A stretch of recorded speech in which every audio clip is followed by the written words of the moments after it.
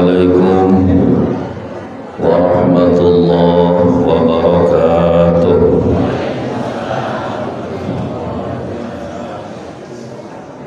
Bismillahirrahmanirrahim. Alhamdulillahilladzi ja'ala awliya'ahu fi kulli zamani wal makan. ومثلهم الله تعالى في كتابه العزيز كالجبال كما قال تعالى وجعلنا الجبال أوتادا أشهد أن لا إله إلا الله وحده لا شريك له وأشهد أن سيدنا ونبينا وحبيبنا وشفيعنا محمدا عبده ورسوله وصفيه وخليله اللهم فصل وسلم وبارك على سيدنا محمد وعلى آله وأصحابه ومن سلك نهجه وأتباعه إلى يوم الميعاد.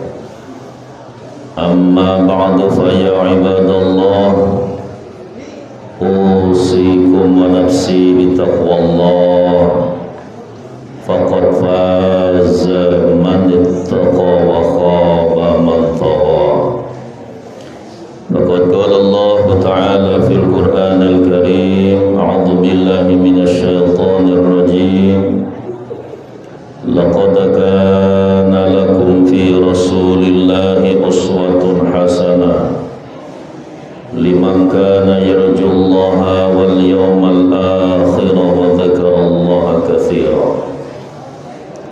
وقال تعالى أيضا قد أفلح من تزكى وذكر اسم ربه فصلى بل تؤثرون الحياة الدنيا والآخرة خير وأبقى الآية. وقال النبي صلى الله عليه وسلم ألا إن في الجسد مضغة إذا صلحت صلحت الجسد كله وإذا فسدت فسد الجسد كله ألا وهي القلب أو كما قال النبي صلى الله عليه وسلم. Ma'asyiral muslimin wal muslimat, bapak-bapak, ibu-ibu, ikhwan wal akhwat, jamaah manaqib sultanul awliya wa tajul asriya Syekh Muhyiddin Abdul Qadir Jailani qaddasallahu sirrah, khususnya kita yang hadir di majelis yang penuh berkah, majelis yang mengundang dan mengandung keridhaan Allah, majelis yang mampu menarik turunnya rahmat dari Allah, majelis yang mampu menolak turunnya bala dari Allah, majelis yang sangat dicintai oleh para kekasih Allah, majelis yang dirindukan dihadiri oleh para malaikat-malaikat Allah. Kita bersyukur pada detik ini Allah takdirkan kita berkumpul dalam rangka kita bersama-sama belajar untuk khidmat di dalam mengikuti tuntunan bimbingan daripada Syekh Mursyid guru kita Syekh Ahmad Shahibul Wafa Tajul Arifin. Pertama-tama yang kami muliakan para alim ulama, para kiai, para ustaz, para muballighah, bil khusus yang kami hormati Ketua Yayasan Serba, Ketua Lembaga Dakwah Yayasan Serba Bakti Pondok Pesantren Suryalaya Karwil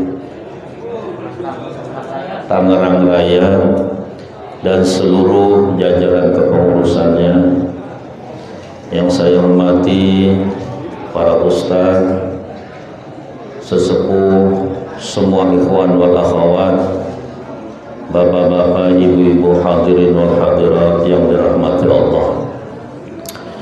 Alhamdulillah, pada kesempatan yang penuh dengan keberkahan ini, kita bersama-sama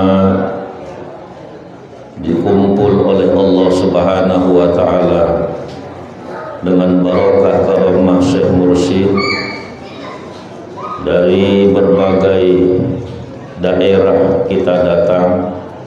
Kami dari satu pulau yang jauh di tengah belantara Kalimantan, di sebuah pulau kecil, desa daerah yang kecil, cuma pulaunya yang terbesar, Pulau Kalimantan Tengah.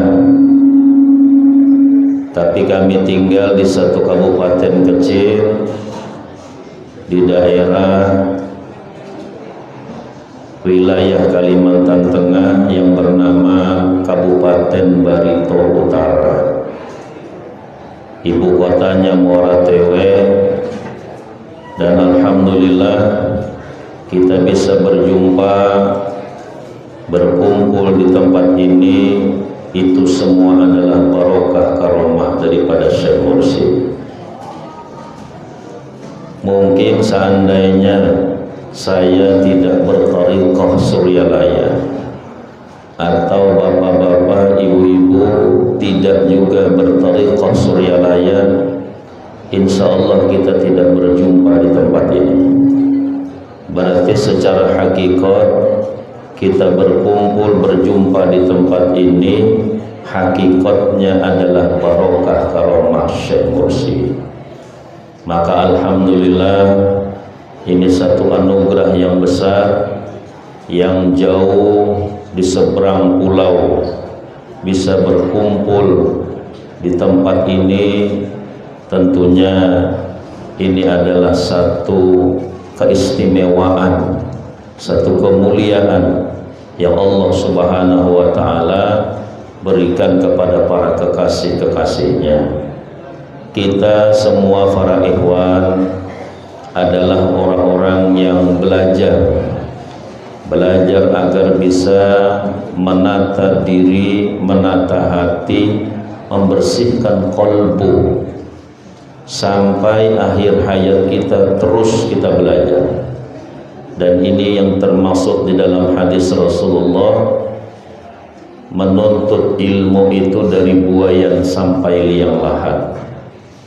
Kalau kita pahami thalabul ilmi hanya sekedar duduk di pondok pesantren, kira-kira bapak-bapak yang umur 70 mau enggak masih duduk di pondok pesantren? Kumpul dengan santri-santri yang masih umur 15 tahunan.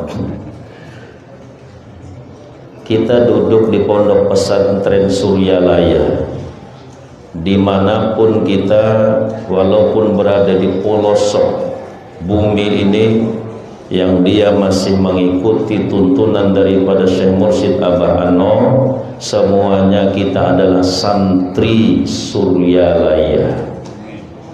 Kita semuanya santri, Pak, tapi nyantrinya tidak duduk di pondok. Kalau duduk di pondok mungkin kita mikir, saya kerja, anak saya banyak, istri saya dikit. Bagaimana saya? Kalau saya tinggal di sana, pasti kita sudah hitung-hitungan. Nah, maka di Suryalaya kita tidak seperti pondok pada umumnya. Dan kalau kita yang sudah umur 60 ke atas, mau mondok pun tidak diterima lagi, Pak. Mohon maaf, Mbah, sudah kadaluarsa. Bagaimana mau mondok, mau belajar nausara fa'ala yafilu fa'lan bahwa fa'ilun. Beliau masih mikir kredit belum lunas, anak yang kuliah belum bayar, belum lagi nokat beli obat-obat untuk penyakit dia sendiri.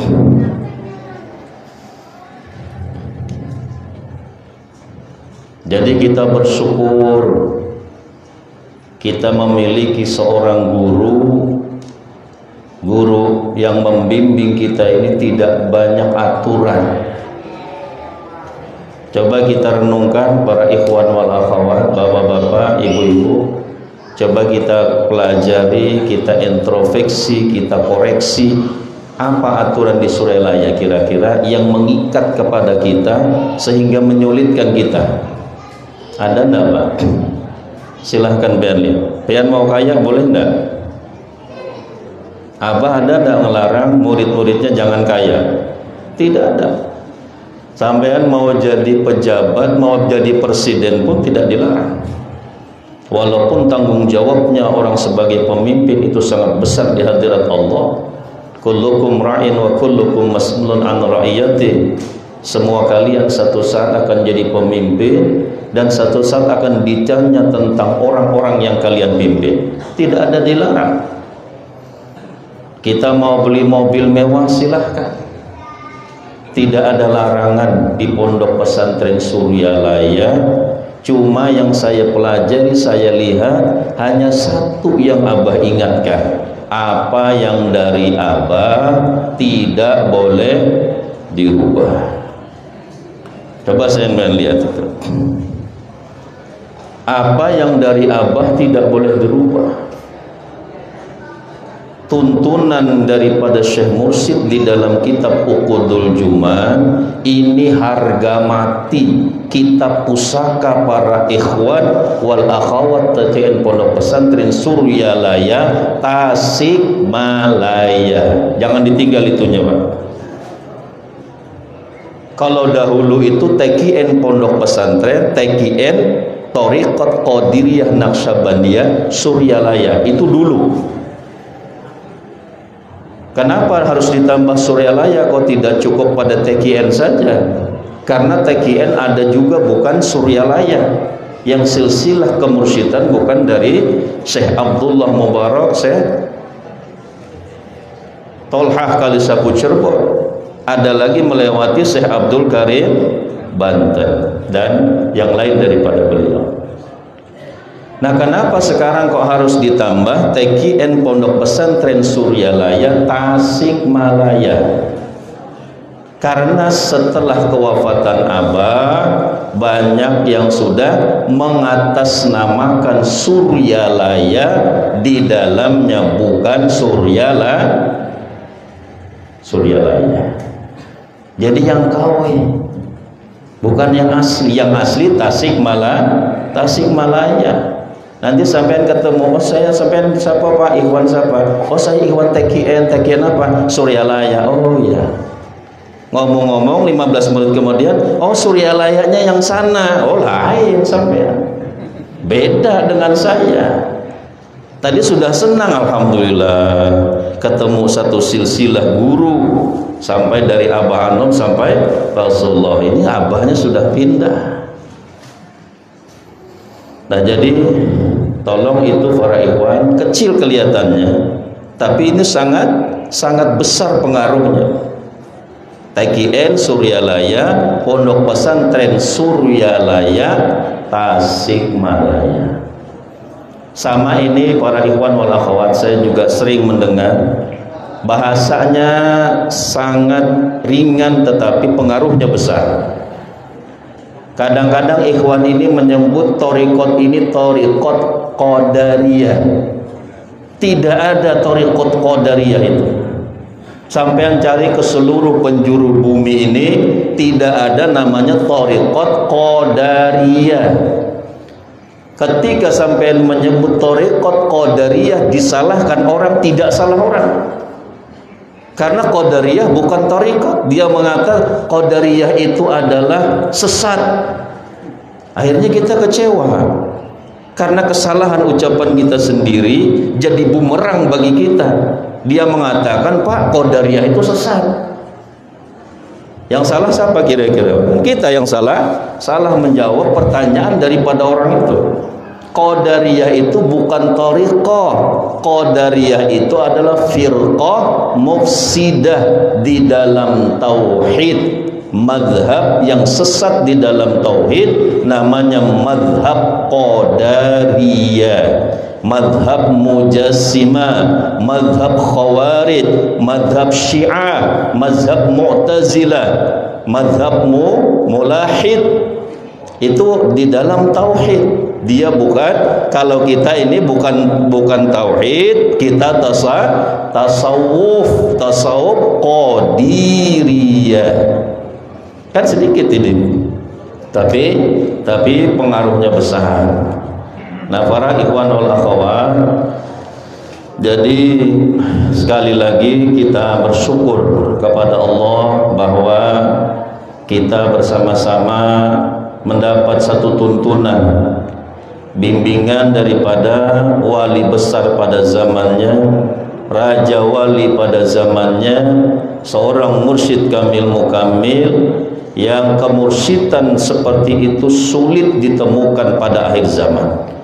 Mungkin 100-200 tahun di atas kita susah menemukan seorang syekh mursyid seperti itu.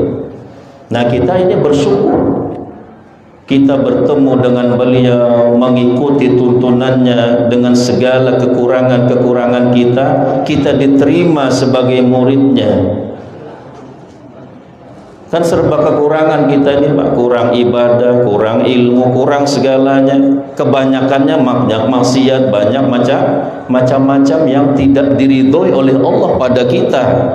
Nah, kita diterima untuk menjadi murid seorang wali besar pada zaman ini. Nah, ini satu anugerah. Pelihara, jaga nikmat yang sangat berharga ini. Jangan sampai ini lepas dari genggaman kita. Memang memelihara iman, tauhid, akidah, tuntunan daripada seorang mursyid itu seperti memegang bara api. Godaannya besar, gangguannya besar, menggiurkan, menyenangkan dengan nafsu kita. Tapi kita lepas daripada tuntunan seorang yang fakar, yang ahli, yang mampu bertanggung jawab kepada muridnya di dunia sampai di dalam negeri akhirat. Ini susah menemukan manusia seperti beliau. Nah, maka ini anugerah, nikmat ini wajib kita jaga. Nikmat iman tauhid yang ditanamkan oleh Syekh Mursyid wajib kita jaga. Satu saat seorang imam mujtahid di dalam ilmu syariat, pendiri madhab di dalam fiqih, lahir pada masa tahun 80 Hijriyah, wafatnya tahun 150 Hijriyah. Seorang sufi, seorang arif billah, seorang muhaddis dan sebagainya, abid soleh. Beliau bernama Imam Abu Hanifah Ibnu Nu'man. Imam Abu Hanifah Ibnu Nu'man ini lahir pada masa tabi'in. Dia berguru banyak dengan para sahabat-sahabat Rasulullah sallallahu alaihi wasallam. Satu saat orang bertanya kepada Imam Abu Hanifah, "Ya Imam, ayyu dzambin a'zamu yaslabul iman?" Hai Imam, dosa apakah yang sangat besar? Yang dosa sangat besar itu dia mampu mencabut iman dari dada kita.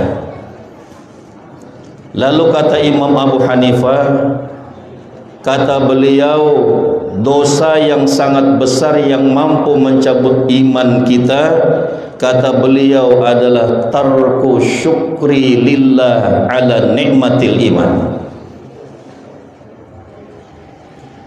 Kata beliau, meninggalkan syukur kepada Allah atas nikmat kita telah mendapat iman. Bapak-bapak, ibu-ibu, sampean ketika ditalkin yang ditanamkan di dalam dada, di dalam kolbu kita itu bibit apa itu? Bibit iman tauhid. La ilaha illallah bukan kita ambil ketemu di jalan. La ilaha illallah bukan kita ambil hanya dapat di buku. La ilaha illallah bukan hanya kita dengar para ceramah menceritakan tentang fadhailul zikri, tapi la ilaha illallah yang ditanamkan oleh ahlinya di dalam dada orang yang meminta kepadanya. Ini bibit iman la ilaha illallah ini.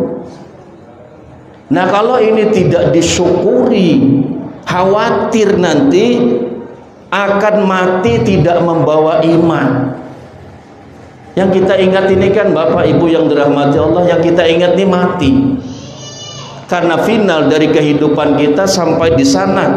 Penentuan pun dalam kehidupan kita ketika akhir hayat kita. Allah tidak melihat awal dari kehidupan seseorang, yang Allah lihat akhirnya. Kalau akhirnya membawa iman, pasti dia sudah ahlul jannah. La ilaha illallah, kalimatul iman, kalimatul ikhlas, kalimat samanul jannah. La ilaha illallah itu kalimat iman, kalimat ikhlas. Dia juga harganya surga. Surga tidak dibeli dengan materi dunia yang kita miliki. Surga tidak bisa dibeli dengan pangkat jabatan yang saat ini kita kerja keras untuk mencapainya. Surga hanya dibeli dengan la ilaha illallah. Bagaimana mampu materi dunia ini membeli surga? Sedangkan bangunan surga itu diceritakan di dalam kitab Durratun Nasihin, lubnatun min dhahabin wa lubnatun min fiddah. Satu bata dari emas, satu bata dari perak, satu bata dari emas, satu bata dari perak. Dinding-dinding surga itu dihiasi dengan yakut, jamrud, intan, berlian, segala permata-permata yang mahal di bumi. Mampu enggak kita untuk membeli surga? Tidak bisa. Nah, maka la ilaha illallah kalimat iman. Maka kita syukuri kalimat yang telah diukir oleh Syekh di dalam dada ini. Mensyukuri nikmat itu dengan mengamalkan apa yang menjadi tuntunannya. Jangan kita anggap talqin zikir seperti ijazah biasa. Jangan sampean kira talqin minasyekh itu seperti pian dapat ijazah dari orang-orang ustadz-ustadz biasa. Pak Ustadz, saya mau ijazah satu wiritan. Oh, ini wiridkan la ilaha illallah 20.000, nanti sampean bisa terbang. Oh, senang nafsu kita mau terbang. Alhamdulillah, ini ndak beli tiket lagi, sudah ke Kalimantan. Ndak usah PCR lagi. Kan terbang sendiri dia, baca la ilaha 20.000 terbang. Ternyata yang bawa dia terbang jin. Nafsunya senang. Kalau diabah la ilaha illallah bukan la ilaha illallah itu dibuat tujuan kepada sesuatu selain Allah. Itu cerdasnya wali. Itu cerdasnya seorang mursyid, supaya muridnya mengamalkan sesuatu tidak mubazir umurnya. Tidak mubazir waktu yang dia mengamalkan selama sejam, 2 jam, 3 jam duduk. Kan mubazir bukan hanya makanan. Yang paling mubazir berbahaya itu umur. Wah, itu mubazir sayang, bilangin anaknya. Itu mubazir. Sedikit dia tidak sadar bapaknya waktunya banyak mubazir. Bisa tidak dia membeli waktu yang lalu itu untuk dibayar dengan bernilai ibadah? Kalau mubazir yang jatuh sedikit itu dia perhatian, tapi tidak berpikir mubazir yang dahsyat, mubazir umur yang kosong dari nilai-nilai ibadah kepada Allah. La tubazir, innal mubazir ikhwanus syaitan. Jangan kalian membuang-buang, kata Allah. Membuang-buang sesuatu yang di situ mutamawal, kata ulama fikih. Di situ ada nilai harga padanya. Kalau umur ini berapa harganya, Pak? Seandainya sampean masih bisa hidup 5 menit lagi, berapa harganya? Mau ndak dibayar 100 juta, 200 juta? Orang yang operasi cangkok jantung, cuci ginjal itu, Pak, itu supaya dia masih bisa umurnya, supaya masih bisa hidup sebulan lagi, supaya masih bisa hidup 2 bulan lagi. Nah, maka kita syukuri nikmat iman. Iman tauhid yang ditanamkan oleh Syekh, bukan iman tauhid seperti bibit yang nempel di permukaan bumi. Iman tauhid bibit yang ditanamkan oleh Syekh di dasar qalbu, di dasar bumi hati muridnya. Kokoh ini, kuat. Kalau sampai ditanamkan juga tidak kuat, wah sudah kasihan orang itu. Sudah ditanamkan syekh, dia tidak kokoh iman tauhidnya, sungguh terlalu itu.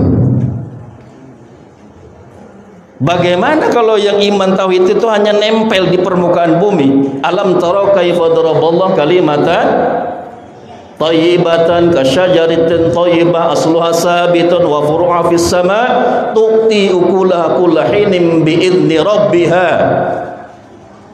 Alam tara kaifa daraballahu, apa kalian tidak pernah berpikir kaifa, bagaimana, taro, engkau berpikir melihat dengan mengambil iktibar, pernah enggak? Alam taro kaifa daraballahu kalimatan thayyibatan, Allah membuat sebuah perumpamaan kalimat thayyibah la ilaha illallah kasyajaratin thayyibah, dia seperti pohon thayyibah, asluha sabitun, filsafatnya pohon, akarnya dulu terhujam ke dasar bumi, wa furu'a fis sama, baru cabangnya dahannya menjulang ke langit, tu'ti ukulaha kullahinin bi'idzni rabbiha, buah itu akan mendatangkan, pohon itu akan mendatangkan buah pada setiap musim dengan izin Tuhannya. Nah, jadi ini tertanam. Itu pohon thayyibah. Kalau pohon khabithah, kata Allah, itu hanya nempel di atas bumi. Berarti yang ditanamkan oleh Syekh Mursyid ke dalam dada kita pohon thayyibah, syajaratun thayyibah. Yang ditanamkan Syekh Mursyid ke dalam dada kita iman tauhid. Jangan sampai hanya di permukaan, hanya sampai di bibir, sampai di tenggorokan, tidak tembus sampai ke dalam hati. Kalau hanya sampai di bibir, tenggorokan, disenggol iblis sedikit aja, sempoyongan langsung itu. Jangankan kena angin topan, sepoi-sepoi aja bisa rebah itu. Coba saya main buktikan nanti, Pak. Kita buat tanam pohon pisang, ya sejengkal aja lah akarnya di tanah. Tapi yang satu pengen tanam 1/2 meter ke bawah. Yang mana duluan tumbang? Sama-sama tanam pinggir jalan, biar sama-sama kena angin dihantam truk yang lewat.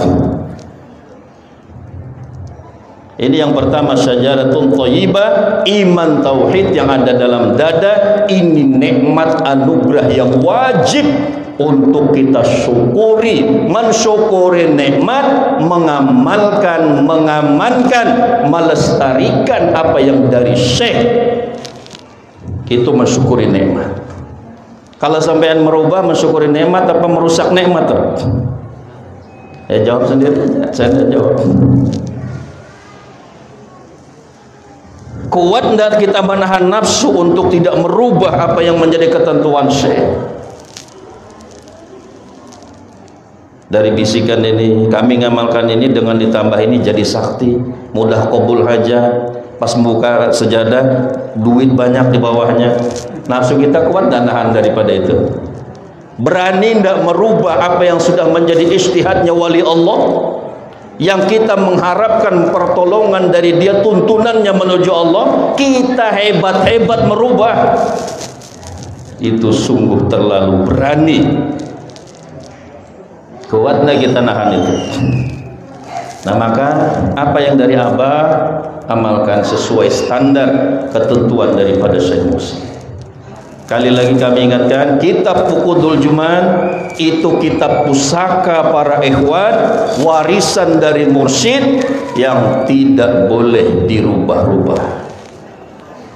Karena Abah sudah mengingatkan. Walaupun Abah tidak mengingatkan, sebenarnya murid yang beradab tidak boleh merubah.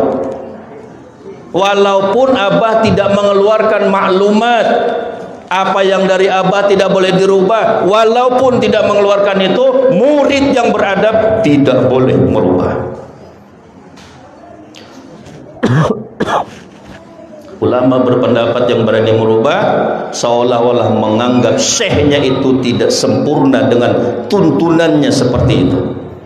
Itu menghinakan kepada syekh. Naudzubillah. Jadi tahan nafsu kita, para ikhwan, jaga jangan sampai kita terjebak, terjerumus dengan sesuatu yang menggiurkan karena merubah daripada tuntunannya, sehingga kita lepas daripada genggaman seorang mursyid yang kamil mukamil. Ini yang pertama, kata Imam Abu Hanifah Ibnu Nu'man, tidak tarku syukri lillah ala nikmatil iman, meninggalkan syukur kepada Allah atas nikmat telah ditanamkan, telah mendapat iman. Ini kalau orang tarekat lebih mudah mengarahkan pendapatnya Imam Abu Hanifah. Talqin zikir minasyekh itu adalah bibit iman, maka kita zikir banyak. Tidak ada jalan banyak zikir, ada apapun zikir. Diberi Allah nikmat zikir, takut nanti nikmat itu jadi sombong. Diberi Allah masalah zikir, takut nanti ketika dapat masalah kecewa, putus asa. Karena nikmat dengan kesenangan itu sama-sama adalah ujian. Jangan sampai mengira ketika ada masalah saja ujian. Ketika diberi kesenangan itu juga bagian daripada ujian. Nah, maka harus kuat zikirnya, tanamkan iman tauhid sehingga tidak ada pandangan kita kecuali Allah. Allah mengayakan saya, Allah menghendaki saya jatuh seperti ini. Tidak lagi kita gara-gara si fulan, gara-gara si fulan. Maka segala masalah rahasianya Allah mendidik agar kita memperkuat iman tauhid, menghujamkan kalimatul la ilaha illallah terus tembus sampai ke dasar qalbu kita. Yang kedua, kata Imam Abu Hanifah, dosa yang besar yang dikhawatirkan dia akan mampu mencabut iman, tarku su'il khatimah, tarku khawfi su'il khatimah. Ini yang kedua, tarku khawfi su'il khatimah, meninggalkan takut kalau mati tidak membawa iman. Dia tidak ada cemas dalam dirinya, tidak ada keprihatinan, tidak ada kekhawatiran saya ini nanti membawa iman apa tidak mati. Ini yang khawatirnya matinya tidak membawa iman. Tidak ada kekhawatiran, cuek-cuek saja, tenang-tenang saja, seolah-olah dia itu berteman dengan malaikat Israel. Ya Israel, nanti kalau kamu cabut nyawa saya, tunggu selesai saya la ilaha illallah baru kamu cabut. Seolah-olah orang yang seperti itu pemikirannya. Tidak ada cemas, tidak ada khawatir. Saya ini nanti mati membawa iman apa tidak? Ini perlu ditanamkan di dalam diri kita. Maka dengan amalan yang kita ke sana berangkat, ke sini berangkat, ke sana berangkat, ini bagian daripada karena khaufi su'il khatimah. Kita takut kalau mati tidak membawa bawa iman. Jadi yang ditanamkan, diajarkan mursyid ini luar biasa. Luar biasa, simple, ringan, singkat, tapi manfaatnya luar biasa. Ketika kita mati membawa iman, itu satu anugerah yang besar. Itu satu hadiah dari Allah kepada kekasih yang dikasihinya. Nah, orang yang tidak ada cemas, tidak ada khawatir, saya nanti mati membawa iman apa enggak, asik dengan dunianya, asik dengan kesenangan-kesenangannya, tambah 1, tambah 2, tambah 3, tambah 4, beli ini, beli itu. Bukan tidak boleh, tapi jangan sampai kita asik di situ lalu meninggalkan kita ini kecemasan mati tidak membawa iman. Mati nanti membawa iman apa enggak itu tidak ada peduli lagi. Hanya di dalam dirinya kesenangan-kesenangan, kenikmatan-kenikmatan duniawi. Ini kata Imam Abu Hanifah Ibnu Nu'man. Makanya seorang sufi besar pada masa lalu, beliau janda, hidup sejaman dengan Ibrahim bin Adham, Fudail bin Iyad, Hasanul Basri, sufi-sufi besar pada masa lalu, hidup pada masa tabi'in. Siapa beliau? Rabi'atul Adawiyah waliyullah. Satu saat Hasanul Basri ini terpesona dengan kecantikannya Rabi'atul Adawiyah. Semua sempurna dari beliau. Berangkatlah Hasanul Basri sowan silaturahmi berkunjung ke rumahnya Rabi'atul Adawiyah. Beliau pakai satir. Ketika berangkat ke tempat Rabi'atul Adawiyah dengan santri-santrinya Syekh Hasanul Basri, dengan murid-murid beliau, ketika datang masuk ke rumah Rabi'atul Adawiyah, apa kata beliau? Ada apa kalian datang ke rumah saya? Kata mereka, kami ingin silaturahmi dan ingin melamar Rabi'atul Adawiyah. Lalu kata Rabi'atul Adawiyah, siapakah di antara kalian yang paling alim? Lalu kata santri-santrinya Imam Hasanul Basri, ya Kiai Hasanul Basri lah yang paling alim. Lalu apa kata Rabi'atul Adawiyah? Saya siap kawin dengan Hasanul Basri asal dia mampu menjawab beberapa pertanyaan saya. Maharnya tidak sulit, Pak. Kalau bapak-bapak, ibu-ibu ada nawarin mahar situ, senang enggak, Pak? Pokoknya kerja keras sudah kita membaca buku untuk menjawab pertanyaan buah hati belahan jiwa itu. Kata Rabi'atul Adawiyah, kalau dia mampu menjawab pertanyaan saya siap nikah dengannya. Lalu dipersilahkan, silahkan kau tanya. Bertanyalah Rabi'atul Adawiyah kepada Hasanul Basri, ya Hasanul Basri, kata Rabi'atul Adawiyah, nanti ketika saya sakratul maut, mampu tidak saya mengucap la ilaha illallah? Kata Hasanul Basri, ini rahasia. Ini rahasia Allah. Satu sudah Anda bisa jawab, gagal ini sebenarnya. Jangankan 4, 5, satu aja salah sebenarnya gagal sudah, tes itu. Yang kedua kata Rabi'atul Adawiyah, ya Hasanul Basri, nanti ketika saya berada dalam kubur, mampu tidak saya menjawab pertanyaan mungkar dan nakir di dalam kubur saya? Itu juga rahasia, kata beliau. Piye sampean tanya yang ini? Coba tanya yang enak-enak, kan bisa nikah kita. Ya ini lain, ini bercanda aja yang ininya. Kata Hasanul Basri, itu jaga rahasia. Dua sudah tidak bisa menjawab. Yang ketiga kata Rabi'atul Adawiyah, ya Hasanul Basri, nanti ketika saya berada di jembatan Siratul Mustaqim, apakah saya mampu melewati jembatan Siratul Mustaqim? Itu juga rahasia, kata beliau. Bagaimana ini? Dan jadi nikah kita ini.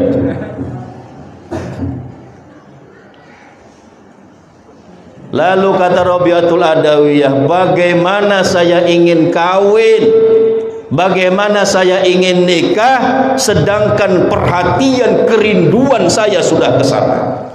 Ini namanya khaufir su'il khatimah, khawatir kalau mati tidak membawa iman. Nah maka saya yakin semua ikhwan wal akhwat yang telah ditalqin daripada syekh, yang dibimbing abah, saya yakin semuanya ikhwan dimanapun berada, semuanya termasuk di dalam orang yang cemas, yang khawatir kalau mati tidak membawa iman. Maka tidak masuk dalam jawaban Imam Abu Hanifah radhiyallahu anhu. Yang ketiga kata Imam Abu Hanifah, perkara dosa yang mampu mencabut iman, kata beliau, zulmul ibad, menzalimi, menyakiti, merugikan kepada orang lain. Nah kalau zalim itu pasti kita banyak sudah tahu malah. Nah mungkin itu saja yang dapat kami sampaikan. Mudah-mudahan sedikit kajian kita pada kesempatan manaqib ini menambah keseriusan, kesungguhan kita mengamalkan, mengamankan, melestarikan amaliyah tekian Pondok Pesantren Suryalaya dengan segala ketentuan-ketentuannya, dan mudah-mudahan kita senantiasa istiqomah. Setiap amalan manakib, khotaman, ayo Bapak Ibu kita minit waktu kita. Oh, besok manakib di sini, manakib di sini, istiqomah terus. Orang istiqomah, walaupun sampai tidak duduk di muka, tidak masalah Pak. Kemuliaan bukan orang yang duduk di muka di sisi Allah. Walaupun kita duduk di belakang, kehinaan bukan orang yang duduk di belakang di sisi Allah. Kalau kita istiqomah terus, terkecuali udzur syar'i yang menyebabkan kita tidak hadir, maka tetap kita mendapat fadilah orang yang hadir duduk di dalam sebuah majelis-majelis yang mulia itu. Maka para ikhwan, ayo tanamkan, saya ingin istiqomah, saya ingin belajar istiqomah, mengamalkan tuntunan seorang wali istiqomah, Syekh Ahmad sahibul wafa tajul arifin. Wallahu a'lam bissawab. Wallahu muwaffiq ila aqwamit thoriq. Assalamualaikum warahmatullahi